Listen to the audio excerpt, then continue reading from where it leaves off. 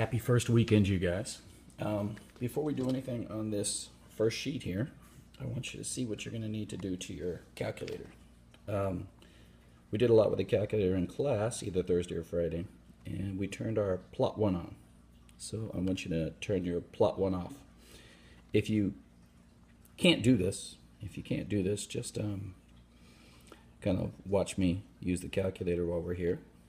And our window, we're going to set back to negative 10, 10, 1, negative 10, 10, 1 for both the x and the y. So our screen is going to go from negative 10 to 10 in x's and negative 10 to 10 in y. And make sure if there's an equation in there, delete it. And we're going to get going. So first page of 1.3 notes, and what we're going to do is we're going to practice manipulating equations. The standard that we're going to do is going to actually last a while, but we're going to be doing all of this. We're going to be changing the position, size, and orientation of graphs using different transformations. How a graph is transformed is determined by parameters that are introduced into the function. And we are specifically going to study the 4 parameters we use in almost every single function for the entire year: a, b, h, and k. All right? So the very first thing we're going to do is we're going to perform an investigation using a parent function.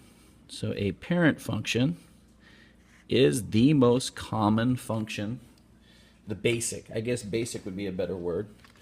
And in this case, it's the most basic quadratic. So I'm going to stick that in here. I'm going to say x, which is this button right here under mode, squared. And if I graph it, you're going to see what is called a parabola. So parabola.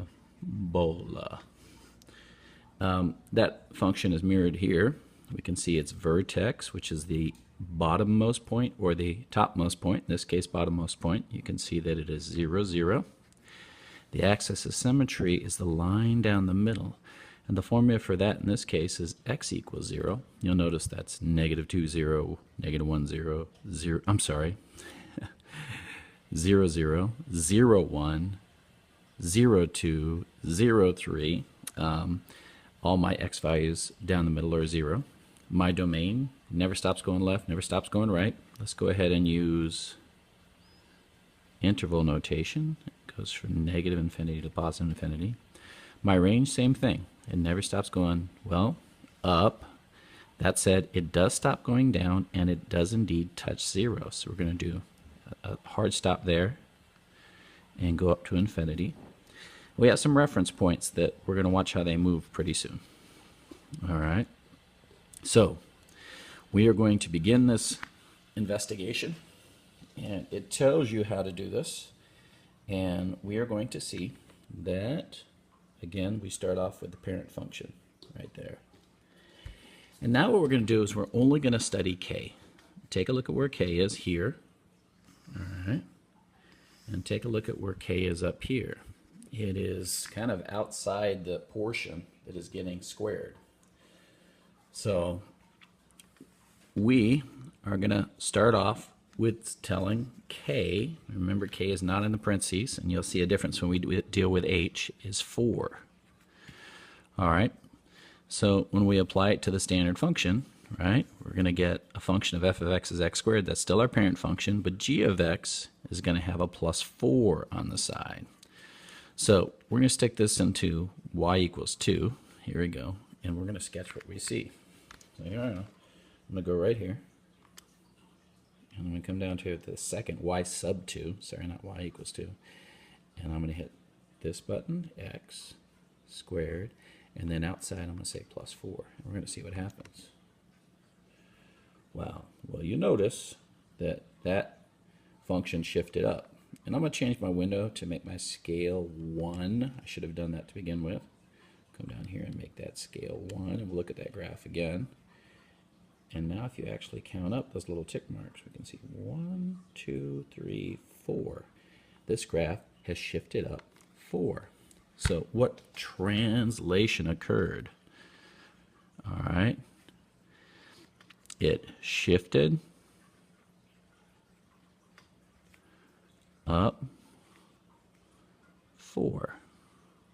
All right. And that is what a translation is. It is a slide. And then it asks us to do something else. So I'm going to highlight this. All right. You should fill this in. Do not wait till you're in your groups. I will show you just in case you're in a calculator. All right. It's saying, what do you think would occur if k was negative? So I'm going to go ahead and I'm going to say, hey, you know what? Let's make f of x equal to x squared minus 4. All right. So make your guess of what you think is going to happen. You know what? Just guess what's happened. We'll talk about it when we get back. All right. If you have a calculator, go ahead and check your hypothesis. But other than that, that's the end of the portion of this that is on K. Thank you.